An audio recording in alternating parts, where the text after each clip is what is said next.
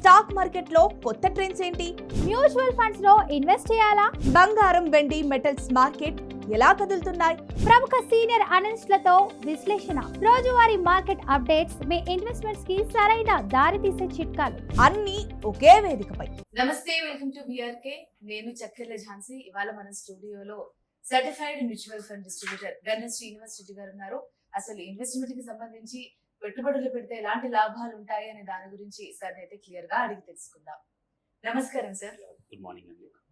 Sir, చాలా మందికి question ఏంటి అంటే, ఇన్వెస్ట్మెంట్ చేయాలి, ఏదైనా పెట్టుబడి పెట్టాలి అని అంటే అది లక్షల్లోనే పెడితే మనకు సాధ్యం అవుతుంది అనే ధోరణిలో ఉంటారు సార్. అలా కాకుండా అసలు రోజుకి కనీసం కొన్ని నెలలో 100 రూపాయలు ఆదా చేసినా కూడా మనకి లాభాలు ఉంటాయని చాలా మందికి తెలియదు సార్. దాని గురించి క్లియర్ గా మాకోసం.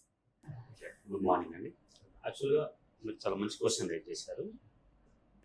పర్ డే 100 రూపీస్, ఒక హాఫ్ ఏజ్ రాగానే 1 crore వస్తుంది. అవునా సార్?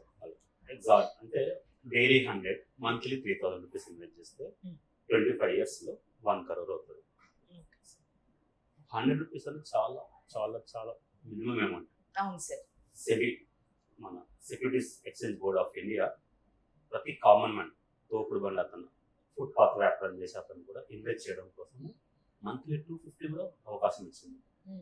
ఇంకా 2 days బ్యాక్ అయితే పర్ మంత్ 10 రూపీస్ చేయవచ్చు కానీ ఎన్రిచ్ అనే కంపెనీకి పర్మిషన్ ఇచ్చింది. సో 10 రూపీస్ స్టార్ట్ చేయొచ్చు.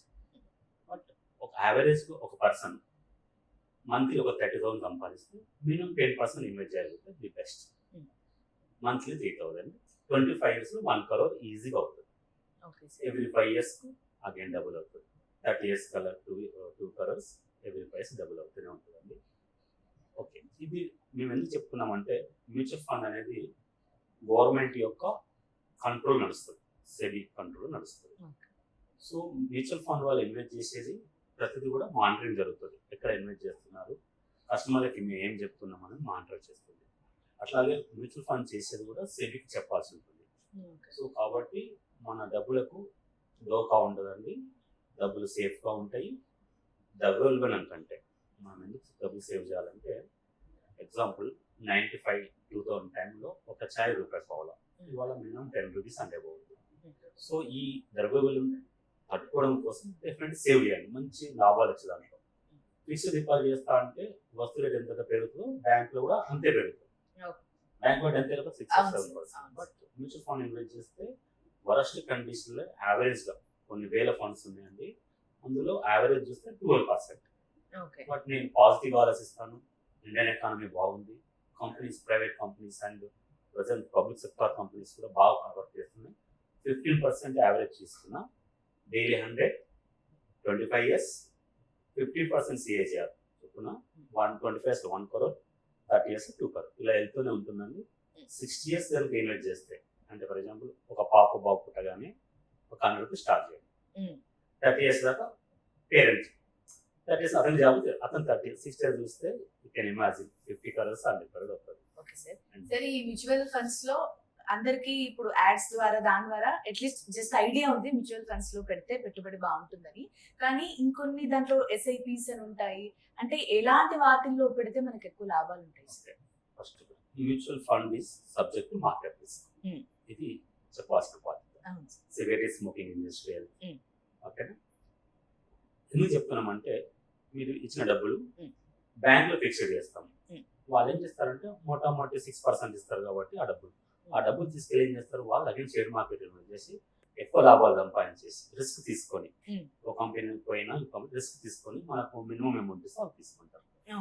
అలాగే మీరు LIC తీసుకున్నారు అనుకోండి, LIC 100 years సెక్టర్లో ఎప్పుడు డిఫాల్టర్ కావాలి, వాళ్ళ కావాల్సిన కస్టమర్ కావాల్సిన వాళ్ళ పేమెంట్ చేశారు, లాభాలు మాత్రం బాగా సంపాదించారు. LIC షేర్ మార్కెట్ ఇన్వెస్ట్ చేస్తారు.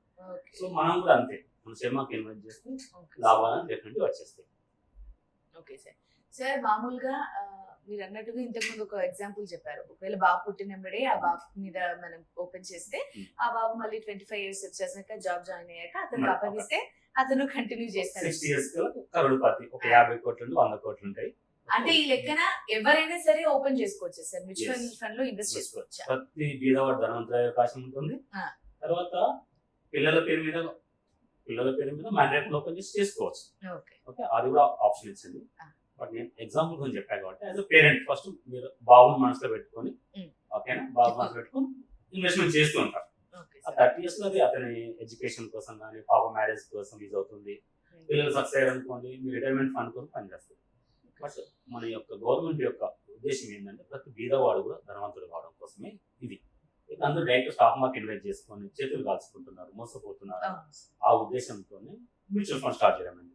సో మ్యూచువల్ ఫండ్స్ ఇస్ మన మంచి కోసమే, మనం లాభాలు రావడం కోసమే గవర్నమెంట్ ఇనిషియేటివ్ తీసుకున్న ఆర్గనైజేషన్. ఓకే. సో ఆల్వేస్ ధైర్యంగా నేను ప్రతి ఒక్క సగటు వ్యక్తికి ధైర్యంగా ఇన్వెస్ట్ చేయని చెప్తాను. సార్ ఇందులో మామూలుగా ఏదైనా సరే మనము ఇన్వెస్ట్ చేయాలి లేదా చేయాలి అని అంటే ఎలాంటి ఫార్మాలిటీస్ ఉంటాయో అని చెప్పి చాలా మంది భయపడుతూ ఉంటారు సార్. మరి దీనికి ఎలాంటి ఫార్మాలిటీస్ ఉంటాయి? సింపుల్, ఒక మామూలుగా చేసుకోవాలంటే డిమాట్ అకౌంట్, దీనికి ఇయర్లీ ఒక 300-400 డిపెండ్ బట్టి. బట్ షేర్ మార్కెట్కి ఏమి ₹1 ఖర్చు ఉండదండి. Simple pan card, Aadhaar card, bank details ఇస్తే అకౌంట్ ఓపెన్ అవుతుంది.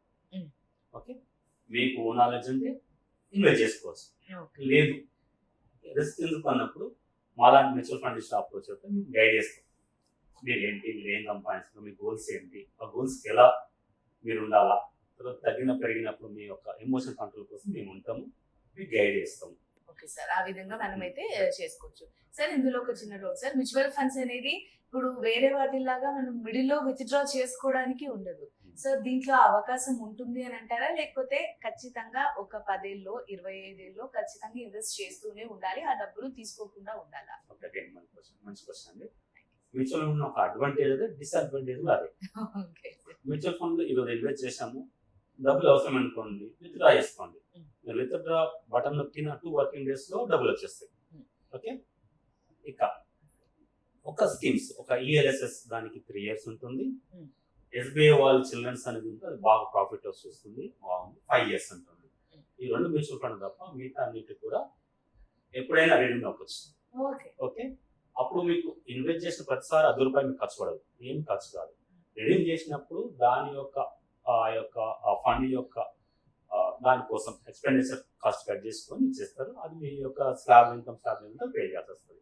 సో ఇన్వెస్ట్ చేసిన ప్రతిసారి మీకు అమౌంట్ కట్టరు, మీరు గవర్నమెంట్ కానీ ఎవరికి కట్టాల్సిన, ఈవెన్ మాకు కూడా కట్టాల్సిన అవసరం లేదు. ఓన్లీ రిడీమ్ చేసుకున్నప్పుడే మీ ఆయన బట్టి. ఇక మ్యూచువల్ ఫండ్లో ఐ విల్ టెల్ యూ, మన బాంబే స్టాక్ ఎక్స్చేంజ్ స్టార్ట్ అయిన ఈ 45 years లో 800 times ఎబో పెరిగిందండి. సో చాలా మంది ఎలా అంటే డబ్బులు అవసరం అని దాన్ని బట్టి దీన్ని రీడింగ్ చేస్తున్నారు. బట్ ఎవరైనా ఇన్వెస్ట్ చేసి తప్పని ఇన్వెస్ట్ చేస్తే వాళ్ళు 1 లక్ష ఇప్పుడు 800 రేట్లు పెరిగేది, అంటే 80 కోట్లు అయ్యేదానికి ఆలోచించండి. సో మాలాంటి మ్యూచువల్ ఫండ్ అప్పుడు మీ యొక్క ఎమోషన్స్ దాన్ని క్యారీ చేయడం మేము చెప్పి ఒక గైడ్ చేస్తాం. కరోనా వల్ల అయిపోయింది, అప్పుడు మేము చెప్తాం సరే అప్పుడున్న వాళ్ళకి బాగుంది, కరోనా ఈ 5 years మార్కెట్ చాలా పెరిగిపోయింది, ట్రంప్ ఇష్యూ వల్ల తగ్గుతుంది, పాకిస్తాన్ వల్ల మేము చెప్తాం. అది జస్ట్ అది ఆ ఫ్యాక్టర్ ఎంతవరకు ఇంపాక్ట్ అవుతుంది ఫండ్స్ మీద మేము గైడ్ చేస్తాం. మేము ముందుకు తీసుకెళ్తాం, ఎందుకంటే మీ ఏం మీ యొక్క ఫండ్ లాభాలు వస్తేనే మాకు లాభాలు వస్తాయి.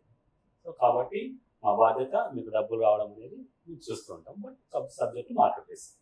బట్ మీరు గుర్తుపెట్టుకోండి, డబ్బులు డెఫినెట్ పెరుగుతాయి. ఎగ్జాంపుల్ HDFC బ్యాంకు స్టార్టింగ్ ఎంత ఉండే 20 years బ్యాక్, 10 years బ్యాక్, ఇవాళ 12 లక్షల కోట్ల మార్కెట్ క్యాపిటలైజేషన్.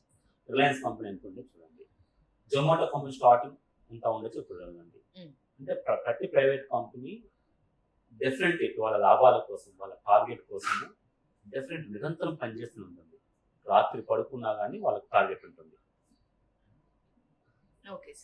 సో మన ఇన్వెస్ట్మెంట్ చేసామనుకోండి, ప్రైవేట్ కంపెనీ ఏం చేస్తారంటే, ఫర్ ఎగ్జాంపుల్ ఒక కార్ మేకింగ్ కంపెనీ అనుకుందాం, ఇది Tata some Maruti or any car making company example కోసం చెప్తున్నాను, ఇన్వెస్ట్మెంట్ కాదు, జస్ట్ ఎగ్జాంపుల్.